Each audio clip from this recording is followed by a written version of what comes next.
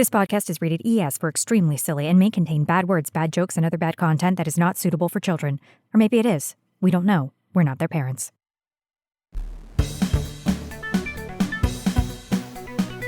You're listening to the Starforge podcast with Scya and Mal, two nerds who have a lot to say about Star Wars: The Old Republic and all its features. Rest assured, the podcast is working as intended. This is episode 1. The podcast Awakens. Good morning, SWTOR players! I am Mal. And I'm Scya. We're so happy to have you here on our very first podcast episode. Yeah, super happy. Super happy to be awake at this time of the morning. Speak for yourself. It's way too early for me.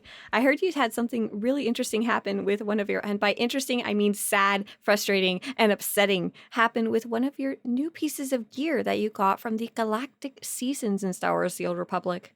Yep, I went to put on all my Galactic Seasons prize gear that I received from doing 100 levels of Galactic Seasons, and I found that I was missing one belt that I received at level 3 of the Galactic Seasons. So, I don't know, Scya, 3 months ago, 4 months ago. So, did you like claim it and then chuck it in the Legacy Bear? Did you claim it and it's just like gone now? And you can't even unlock it as another copy in collections. You should have been able to if you ever claimed it, right? Do you think it would be part of your collections? I claimed it, but I didn't put it onto my person. Oh, what? Oh, I think there was some bugs early in the season, but I thought those were fixed, and now you can't get a second copy, right? Wrong. I put in a ticket, and I was not really hoping for anything, because sometimes you put in a ticket and it is crazy, the answers. And they're like, I don't understand what you're talking about, beep boop. And then sometimes you get like hand custom crafted, like someone hand writes you an Edwardian note about how a droid is going to help you. But this time, what happened, Mal? This time I said, I lost this belt. I don't know if I threw it away or it's lost in these bins of gear that you give me every time I sit down to play for an hour, but I can't find it. And they came back and they said, okay, sure, I think we can restore that for you. We just need to know what character do you think you might have deleted it off of and what date? And I said... Yeah, I know that for sure. Oh, yeah, it was at 8:57 p.m. Eastern Standard Time, April 27th, 2021. No, I emailed them back, and I was like, I don't have any idea. No idea. I'm sorry. And then they came back, and they wrote me like a 12-page memo that was basically saying, we're just going to give you a belt. So they gave me a belt. Oh, good. Oh, good. I was like, you don't know the date and time? Are they going to restore it? Yep. And then yesterday I logged on to a character I don't often play, and there it was. There's that belt. Oh, yeah. So you actually, you got all the way to Galactic Seasons rank 100. Is that correct? Yes, I did. And did you unlock it with credits or cartel coins, or did you grind that sucker out? I ground that sucker out, baby. Oh, yeah. I'm so proud. I reached level 80 without too much grinding. I decided to unlock the last 15 levels because we're getting close to the end of this season. And I don't think you can purchase with credits the last 5 levels, so I'm going to have to grind those out as well. But woohoo, we're going to be level 100 one way or the other. Congratulations. Thank you. Scya, do you have anything to share? I've been obsessing about a very recent piece of news that we'll talk a little bit more about later. But for me, this has been Revan week all day, every day. I've been decided to focus on all the quests in Star Wars: The Old Republic that are related to Revan. And there's a crazy amount of references to the older games in our game. And I've just been running around trying to find them all, like running to the Endar Spire on Terrace and run to go see all the places that Revan's featured outside of just the flashpoints. And we're going to talk a little more about the fact that you don't know what the Endar Spire is later on. Just put me on blast to all the fans. Thanks. It's important. There's so many people who haven't played them. You're not the only one, I promise. Well, I hope I make them feel better. I hope I do. And I heard something has been making you feel better recently, and that recently thing is the algorithm. Is it the algorithm? The algorithm wants to comfort you. In what way? Oh, Well, I don't know if it wants to comfort me, but it keeps showing me these ads. I get these ads in my social media, and it says, "You've got great taste. This caught our eye too." And then it's a picture of something that I don't know what in the hell they're supposed to be, what the hell it is. Oh, I thought you were saying that it was showing you something that you had been searching for before, like this really ugly outfit that you like, Mal. This is great taste. You can get this right now. No, it's like, this caught our eye too. And I should have shared this picture with you, but it's literally, I don't even think you can see it. It's a picture of an open drawer in a kitchen and 3 loaves of bread.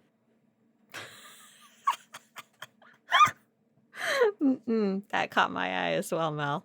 What is it? What am I supposed to buy? Is it the drawer? Is it the bread? Is it the whole kitchen? What is this?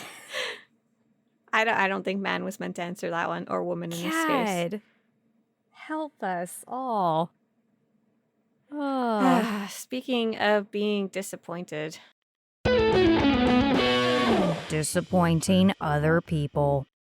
We're going to segue into the next segment of our podcast, which has the wonderful name Disappointing Other People, and we'll be focused on doing group content in Star Wars The Old Republic. So what are we talking about today, Mal? Today, Scya, we are talking about Ops exclusive drops, unique Ops only loot, like rare mounts and other stuff.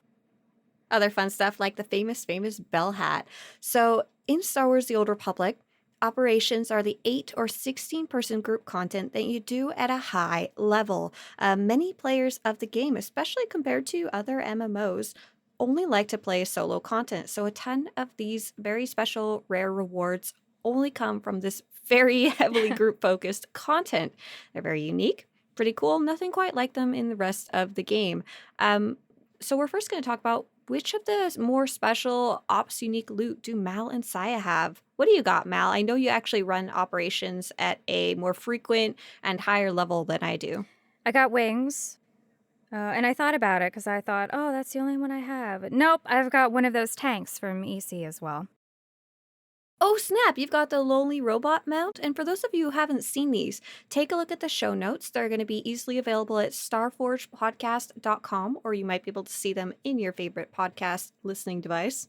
And you've got the wings, which are the wings of the Architect. They're the super cool Dr. Octopus gold and brown glowing jetpack thing. They're crazy. They're like probably one of the most coveted items in Star Wars The Old Republic, and I'm super, super jealous.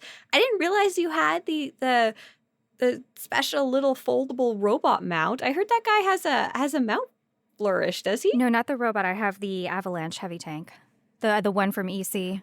Oh, from Explosive Conflict. Like, yes, I have that one too. That one's so cool. You can roll around. And this is before there was so many mounts in the cartel market. This was first introduced. So if you had this thing, everybody knew what it was. You're rolling around in your literal tank. Back in the day, mounts actually had the ability to not be knocked off by enemies, and that was one of the very few that had knockoff protection. It doesn't exist anymore. Still a super cool, unique mount. So do you have any of the other kind of weird ones, like the Corruptor's Blade from Dread Fortress? Do you have the bell hat from Karaga's Palace? I do. We don't call it a bell hat. We call it something different. I'm good. Is this reputable on the podcast? I heard we were allowed to say bad words. We call it a penis hat. Oh my goodness gracious! Going straight for the bad stuff. That's really funny. I've heard it called all kinds of funny stuff. So it's kind of a walking meme in Star Wars: The Old Republic. It's this really funky looking hat. Because it's such a exclusive drop, it's pretty funny that something so uncosmetically beautiful comes from Operations. And this is probably the first Operation exclusive kind of item people encounter in the game, and so everyone's proud to wear their little bell hat. One of the things I wanted to talk about today and ask what your opinion was is it fair that these things only drop for Operations, something that solo players will never get access to? Yes, I do. I do. Because it's an MMO. And when I go to do really hard group content, I feel like me and the other people that come with me deserve a reward that solo players they're just not going to get it. It's harsh, but that is the way that it is. You could be a runner, but do you expect a gold medal at the Olympics if you don't go to the Olympics? Yes, I do. Do Thank you? you. No. I really like that there's a ton of different types of content in Star Wars: The Old Republic. A lot of people say, oh, the solo stuff in Star Wars: The Old Republic is so easy. I can run through while pressing the one key. But there's actually some really cool, very difficult solo content in Star Wars: The Old Republic. One of the recent ones that I've been enjoying a lot is the uh, Eternal Championship. And this is something available in the later expansions. And there's actually two rare mounts that come from Eternal Championship. One can be earned over a long period of time, and one is a super rare drop that is very similar to how operations work. Because in operations, if you run with 8 people, and even if you clear this super hard content, only one of you is going to get that mount. So the odds are quite low unless you're working with a very steady team. And same thing for Eternal Championship. There's that rare Rancor mount that you can get, and I think it's fair that there's rewards that are exclusive to different kinds of content. Like there's the ranked rewards are exclusive to PvP, the operations rewards are exclusive to operations, and then there's this kind of solo content. Like you can't go get that special Eternal Championship Rancor unless you're running that content over and over, that solo content. I would like to see more difficult exclusive solo rewards, so I feel like a lot of those kind of things have gotten overshadowed by like cartel market stuff that's available. Um, Mal, what do you think about the fact that even if you do go run that super, super hard content, it's some of the mounts only drop randomly, and even if it drops, only one person gets it, and even if that person gets it, it's only for that character. Yeah. I mean, that does suck. The nice thing about Wings is that that is a guaranteed drop on Nightmare, which is funny because I believe that is the only one that is guaranteed to drop off Nightmare Brontes. So I haven't run nightmare mode enough to be able to like confirm these types of things, but yeah, that's the one that everybody wants the most too, because it's the prettiest one. it is, it's really pretty. And I think people want it the most because they know that they could have it because it is a guaranteed drop. So most groups, if you start pulling that and everybody wants Wings, the deal is that you pull it until everybody has a pair. As much as you can, Yeah, yeah. so that's what we did when we were clearing it. We cleared till everybody had a pair. And now people, they clear it. You get on all kinds of alts. People do the same thing with the timer titles, but that's something different topic for another day. For the other ones, a lot of the ops are so old now. I think that they could tick the drop chance up just a little bit.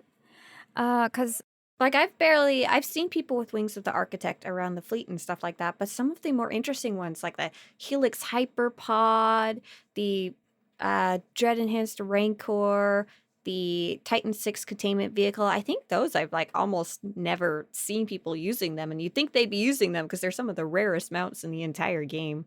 they are, but they're just a very rare drop and they're not a guaranteed drop. As someone who plays ops but doesn't play like every day, I think I play like 2 hours once a week guaranteed for the harder stuff, and most of the time we don't even get to the to the last boss in the first place.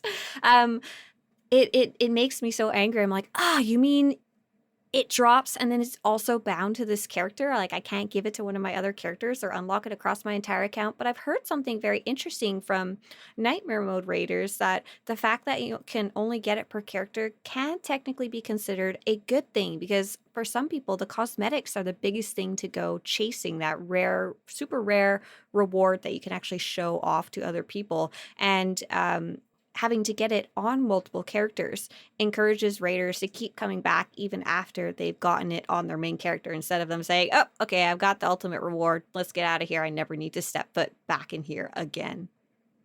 That's true. It depends on each person and how much you personally care about that. I I lucked out and I got something on my main Mal on the pub side. I was subbing for someone, and when we got it, I was like, "Oh, thank God I was on Mal when we got this." Yeah. Right, yeah, like for me, I'm so sad. I got a not a super rare operations reward, but I got the Concordian Scout Craft. It's this kind of tank looking thing from the Ravagers, but I didn't get it on my main character. And now I'm like, I have to use this mount on the side character when I do play her. I shouldn't use anything else. Otherwise, it's a waste of a super rare mount. Yeah, I'm not super into mounts. Of course, I'd like to have them. I do wish in Nightmare they just ticked it up a little bit to make them drop a little more frequently. You know, because sometimes you pull and you pull and you pull and you never even see it drop. Right. Like the few times I pulled, never seen the rarer ones. There's also been some recent changes to Master Looter and the way loot drops in operations that we're going to talk about more later in the news segment. But before we do that, Mal's got some stuff to rant about. This week in You Can't Make This Sith Up, using AoE on a single target. In a recent flashpoint, a gunslinger, whose name has been redacted to protect their loved ones, only used one of their 45 gunslinger abilities, sweeping blasters, throughout the entire Veteran Mode flashpoint. They used this ability until they ran out of energy, at which point they stood there until it regenerated and they could once again resume use of sweeping blasters. Perhaps the player in question was deep into some kind of RP. Perhaps they were unaware of the many, many, many other abilities SWTOR has to offer. There are many unanswered questions in regards to this deeply puzzling situation, but this reporter will ask just one. What the actual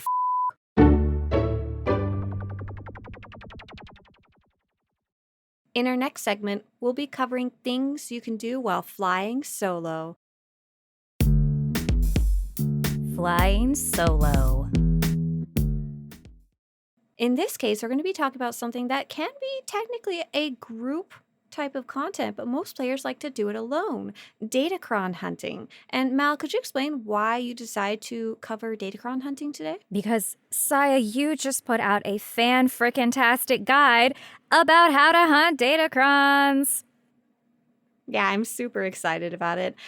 There exists some guides from back in 2010 about how to go hunt down Datacrons from the launch of the games, and in some cases from before the game launched, from the beta. But I haven't seen any really good, really comprehensive guides about hunting down these elusive secret items that are hidden out in the open world.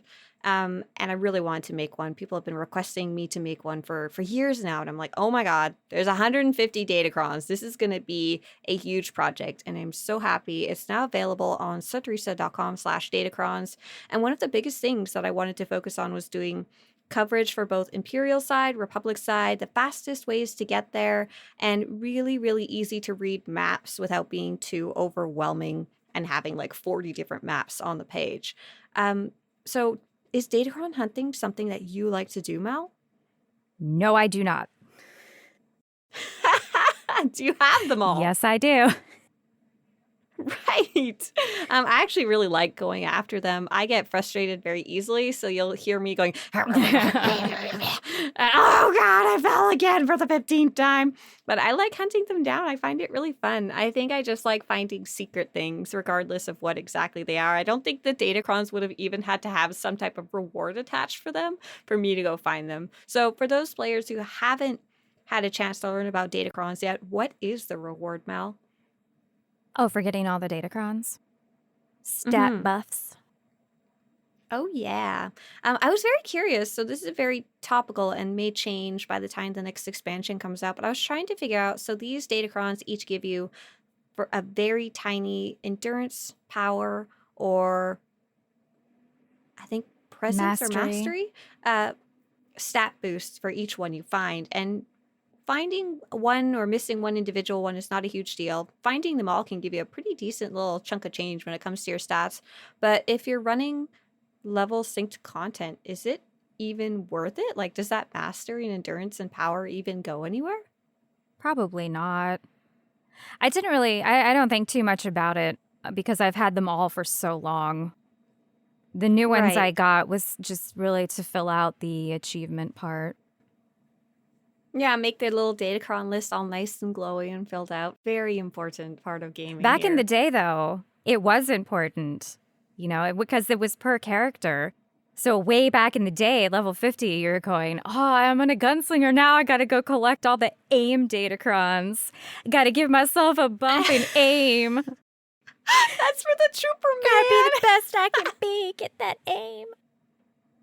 It was super important back then. Not only was it per character, these days it's now per legacy. So you only had to find them once for your entire server. Back in the day, you had to find them per character. And they actually, like, we used to say, I think finding all datacrons back at the time would give you the equivalent of approximately one piece of gear, give or take. But since the datacrons haven't scaled up over time, and since we have something called level sync in the 6.0 to 7.0 time frame, I don't know if they have a huge boost these days. I know the presence ones do. I heard people highly recommend going after anything presence related because it'll make your companion stronger and doesn't have a cap.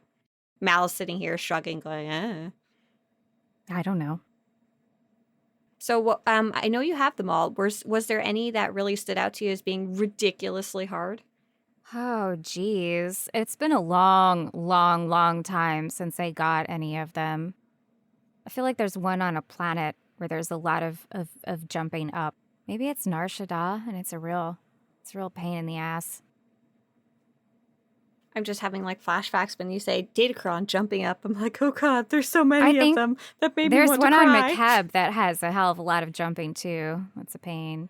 Yeah, that's the really famous one. I think McKeb was the first time they introduced an expansion Datacron, and that one's a lot of fun, very satisfying when you finally get it. I like that these days, with the addition of teleporting a group in the game, players like to do the really long jumping puzzle and then park a character there and never move it ever again and just use it to teleport people there so they don't have to go get it manually. We'll teleport to Datacron on McKeb. 100,000 gold for a free summon. Not a free summon. That's a good summon. That's gold. Oh, man. If you're paying, it's not free, Mal. Oh. It's practically Bring free me a coffee. For that freaking Datacron. Good morning, San Francisco. Yeah, a lot of the expansion ones, like the McKeb one, are a lot harder. I know some of you have tried out the Onderon Datacron, where you have to go do the Indiana Jones kind of timed run. Do you remember that one, I do Mal? remember that one. Yes. Boy Face Walk sure is a big help for that. Oh, I had to do it old-fashioned way. I was on my old school trooper, and I didn't realize the trick where you could turn down the lighting of your game. So I'm like squinting like a little old granny. I'm like, I can't even see the spikes on the floor. I'm just walking forward and dying. Oh my god. Yeah, and then there's that one on Mechshaw, and I think... Oh, the one where you have to jump on the disc, or the one you have to jump up some crates? The one where you jump on the disc. But there's a thing you can do where if you roll and then you log out, when you log back in, you're down on the platform. Right. There's definitely some ways to take advantage of the terrain glitches there. I don't know if I would recommend it that way. I say do it the old school way. Jump on that disc 40 times until you get it. I wonder if they'll ever kind of patch that, though, because it's clear it wasn't meant to be gotten that way, but a lot of players do it that way. That's the way I did it, and I have no regrets about it. So at the end of this segment, Mal, would you recommend players, especially solo players, to go and look for all the Datacrons? Is it something fun enough or worth it enough to go bother doing? I mean, if you're into that kind of thing, yeah, go for it. And I mean, obviously that's going to help boost your stats. If you're not really into doing end game and the jumping puzzles make you just want to lay down and throw your computer against the wall and die and throw coffee on it, then no, don't do it. Do something else. I like that you hydrate your computer after you smash it. Always a great way to go. I think I feel very similarly, either for solo or for group players. If it makes you want to lay down and die to do Datacrons, I wouldn't worry too much about them. Maybe strategically pick a few that might be super beneficial to you. But otherwise, I think it's okay to skip them. But if you love explorational stuff like me, if you love looking for those secrets in the game, they are super worth doing. There's 150 or so secrets to go find in the game, so go have fun and go get them. Let's go over the news for the week now. So for those of you who are listening way down in the future of this podcast, this is a part where you may want to listen or you may want to hop out and go to the next episode. You heard it here last. So the first thing that's going on is coming up is the Relics of the Gree event, and that will be running September 21st to September 28th, 2021. It'll be for level 50 and up, and you can visit a guide at swtorista.com/Gree that'll show you either the rewards or how to start it if you've never tried it out before. We recently got patch update 6.3.2a, a very exciting name. This one was mostly a bunch of bug fixes, but the most interesting change is that the Kai Zyken Venter on the Republic or Imperial fleet is now available every day versus just on the weekend. It was a very interesting little experiment that BioWare tried out. If you're a high level 75, and you're working on gearing up, or you're working on collecting that crazy achievement where you get every set bonus in the game, you could visit Kai Zyken on the weekends and he'd be selling high level gear at half price, but it'd be a random assortment of things, and you had to log in between Thursday and Monday, or you missed your chance to even talk to him. Now he'll be available every day. As far as I can tell, he does not reset his gear every day, though we're still waiting to double check this, as this just happened yesterday. The other thing that happened was if you're having trouble picking up the crafting nodes in the open world, that has been fixed. You should be able to right click them again. Currently on the public test server where they're testing 7.0 for Star Wars The Old Republic, we have tested the Jedi Knight / Sith Warrior and the Imperial Agent / Smuggler. And the one that's going to be coming up soon will be the Sith Inquisitor / the Jedi Consular. It should be coming up. I'm hoping by the time you listen to this podcast, it will be up live on the test server to test. If you want to help test this, Google SWTOR PTS, so SWTOR Public Test Server, and it should explain how to get online, and only subscribers can help test it. It's very, very important that you give your feedback. We're going to be getting some changes to these classes no matter what. The changes are happening, but which specific changes happen, which abilities get moved around, or where they are in the tree, or which ones get buffed or nerfed, is something that players can affect and give feedback on, and actually seems to have a bit of impact. So definitely, especially if you play a Sith Inquisitor or a Jedi Consular of either advanced class, hop into the test server and give your feedback about how it feels.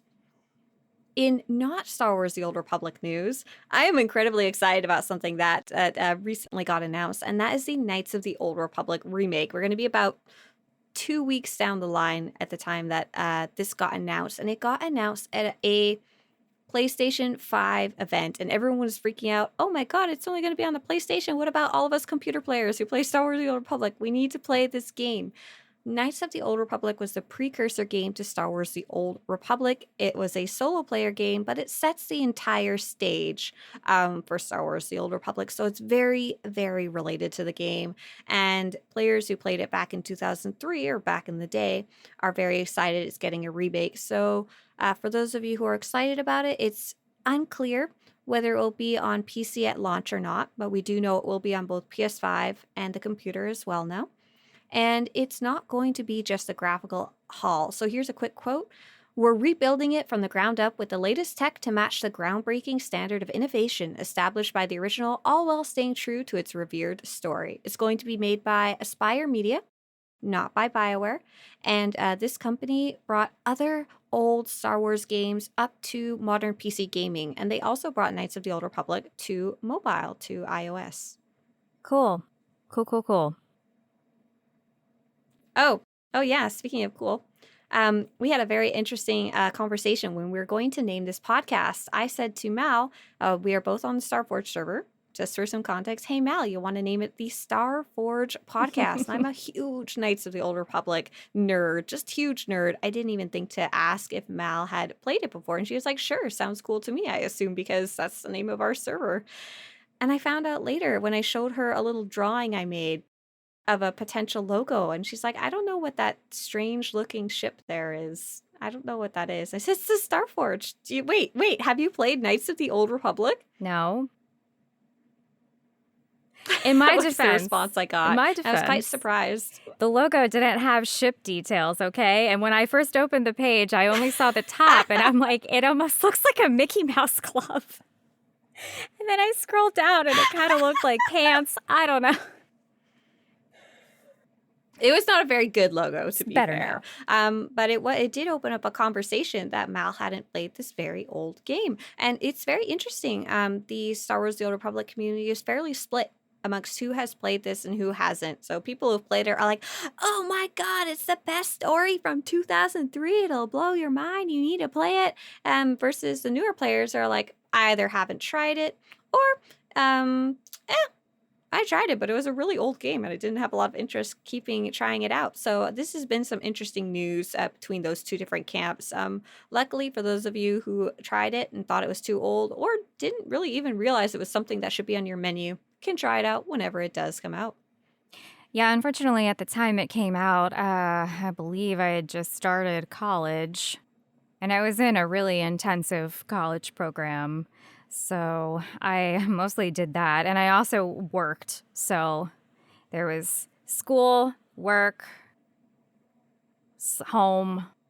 I played Diablo 2. And then I was also playing Final Fantasy online, Final Fantasy 11 at the time. You know, MMOs, kind of a time sucker. So that's mostly what I was doing. We do have a little more Star Wars Guild Republic news that Mal will cover for you now.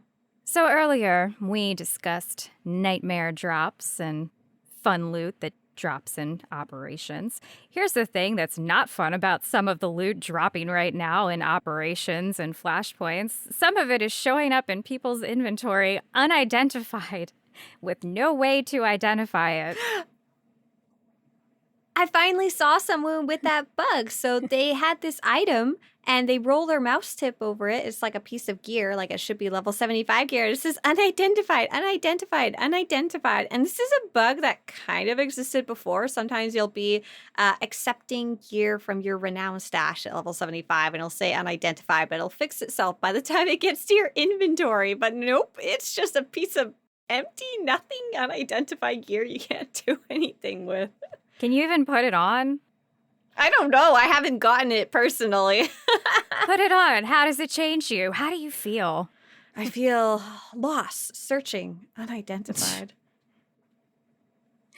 Oh, God. So what happens if you, try to disassemble it? I don't know. I've never gotten a piece. It's not happened to me. If this has happened to you, please call 888, the Starforge podcast. Our lawyers are on standby to work for you.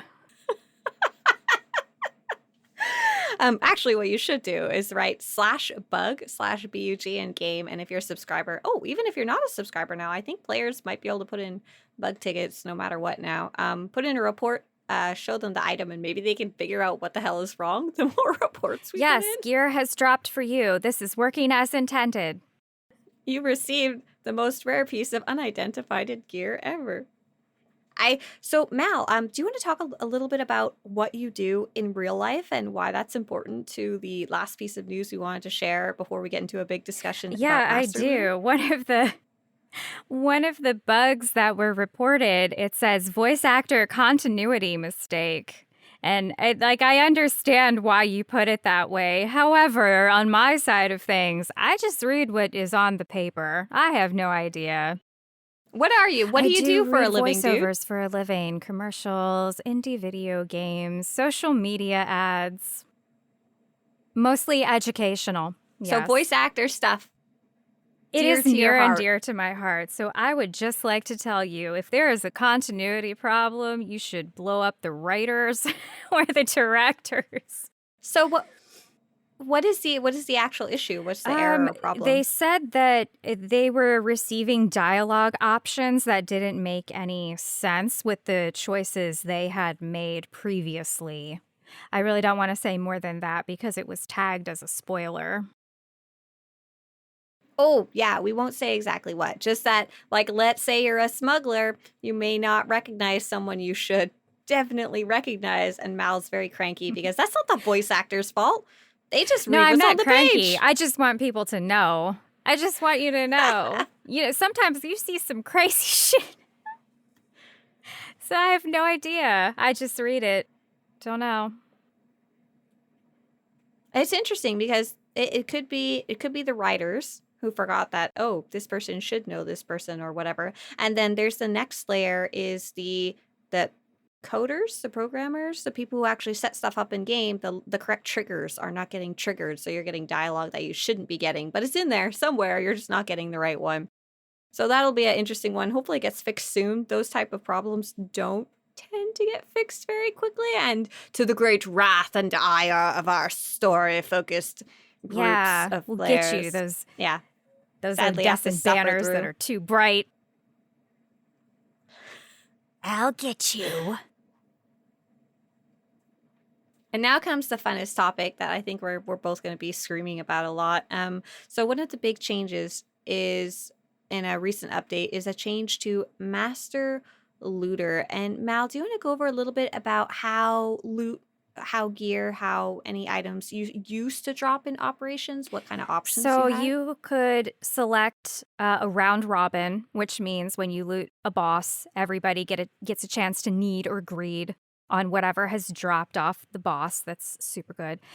Or there's master looter, meaning one person is going to just collect all the loot and hand it out, all the loot, all the mats, and just hand it out at the end. And they recently decided to change that. I believe some people were upset about people ninja looting or switching it from round robin to master I looter in the don't- middle of the op.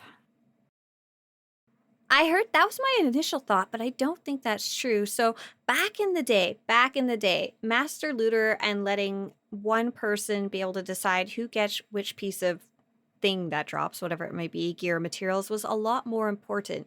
Because back in the day, often only like one thing dropped from each boss, and you kind of wanted to partition that out to everybody so everybody fairly gets a piece. Like maybe Johnny Joe Roller is on a heist hot streak, and he just kept rolling and getting that piece of gear for every boss. It's not very fair to the rest of the group, even though it is completely fair in terms of random number generation. So your group leader would kind of partition everything out fairly with a bit of randomness involved. And now in more recent expansions, everybody gets a lot of stuff from every boss. Everybody has individual stuff dropped just for them based on their current gear, based on their current character, and only a few things drop. So a lot of people are like outraged about this update who don't quite understand it. So we're clear, when you go run an operation, don't worry, you're still going to get a ton of garbage and a ton of good stuff as well, no matter what. We're talking specifically about the few items that only drop for the entire group. Before, when you ran an operation, these would be the things that pop up with a little box that says need or greed. Especially, we're going to be talking about those rare mounts. When one of those rare mounts used to drop, what did it feel like? What happened, Mal, when you're in that nightmare mode operation and the wings of the architect finally dropped from the final boss? Well, that's not really a surprise because that's a guaranteed drop. But any of the other ones, the excitement is, okay, let's loot the boss. Did we get them out? Did we get them out? Oh, we got them out. And they were like, okay, and who everybody needs it? can see Everybody it. You're roll like, me. Everybody, blah, blah, blah, blah, blah. Press greed if Yeah. you already have it or yeah. you don't want it. Pass Press it or need. greed. Everybody go. go. Who got it? Who got it? Yes, Saya, you got it. Now put that shit on. Oh my Put god, it on. I'm so We're gonna take a excited. picture. So if the mount happens to drop now, Who with in the these hell changes, even what knows? happens? We sit there and we're like, hey, wait, what just went by? Because there's so much stuff that goes in the chat box, and sometimes I don't even have it on. I turn the chat box off because it clogs up my screen. Now it's like, hey, I think I saw a tank drop. Everybody scroll up. Everybody check. Everybody turn your pockets out. Empty your backpack. Go through the entire full inventory screen. All the shit you've got this whole op. See if something good is there. So what changed is that these couple of pieces that drop with a need greed kind of thing, instead of being able to be seen and needed and greeted on by the entire group, they will randomly be assigned to a player. Just like the role and the randomness and the RNG will happen kind of completely behind the scenes. Your group doesn't see anything until it's already been assigned to a player. And as Mal said, the only way you can see it is if you scroll through about 50 messages in the chat and maybe get lucky if you happen to see it in there. The good news is if someone did happen to win that mount or rare item, they should be able to trade it to another player in your group. Like, let's say I didn't want it, I could go give it to Mal, but a lot of that excitement is absolutely missing. They also wrote that you're not supposed to get them out if you already have it, but I've seen some groups reporting that it's not quite working as intended, and it's not being very useful at all. Mal was saying earlier she thinks that the reason this changes was enacted is because back in the day, especially back in the day, how I was talking about earlier, the boss would only drop one thing. Something called a ninja looter would often happen. So a raid leader would put together a group. This was maybe not a trustworthy person. They would get these 7 other people to come with them, do all the work of running an operation, and they would essentially steal everything. It'd be very frustrating, and it did happen from time to time. In more recent expansions, like I said, everybody gets individual gear, so it's not as much of an issue as it used to be. But it could still happen technically for those rare operation mounts. They could switch it to Master Looter at the last second and go nab them out at the end of the operation.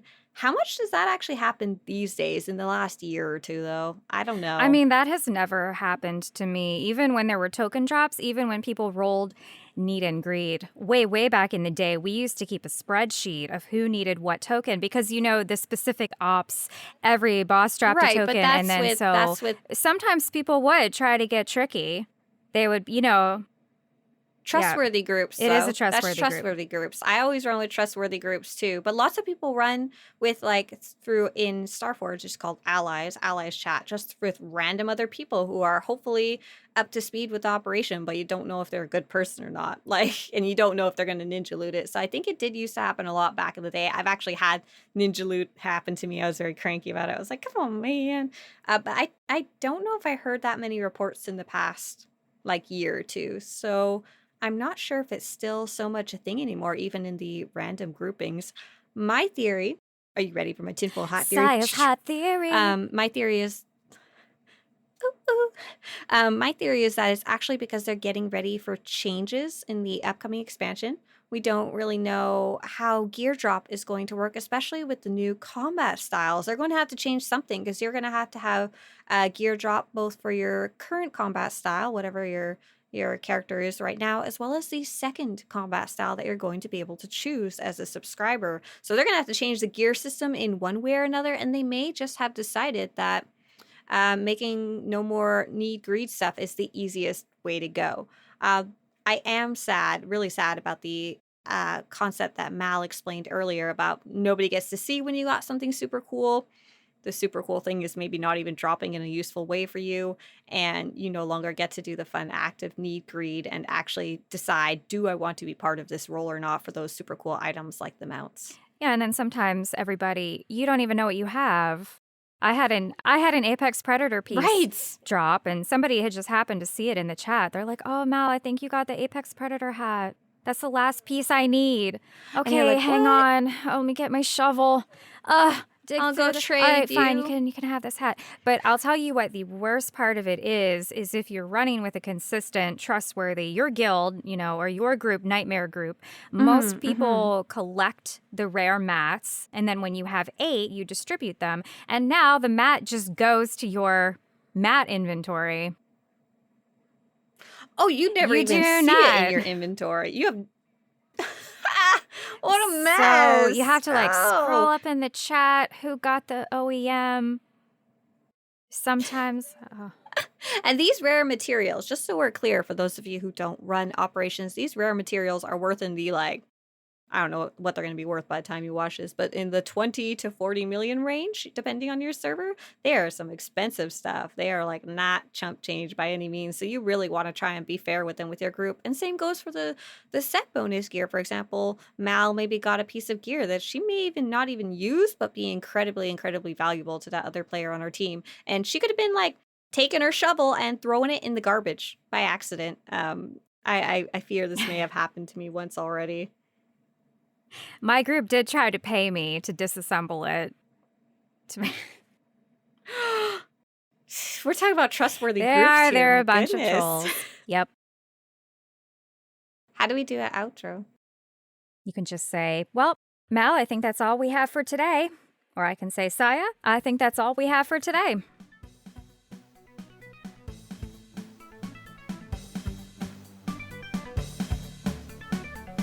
You've been listening to the Starforge podcast with Scya and Mal. We know you have your choice of podcasts, and you chose the right one.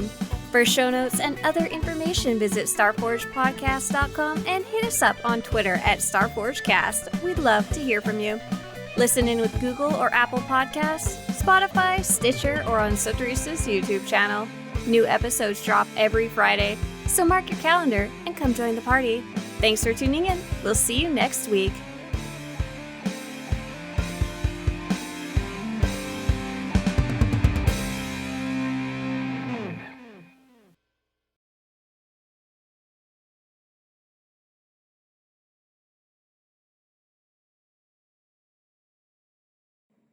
Yeah, that's the face I made. Should we backtrack? I think we were talking about something different. I was talking about something totally different. Okay, so here's what we're going to do. We're going to go like this. There you go. It's going to leave a big line. Now we're going to try again. I'm so sorry. Or we'll leave it. You're hilarious. Take two. Take two.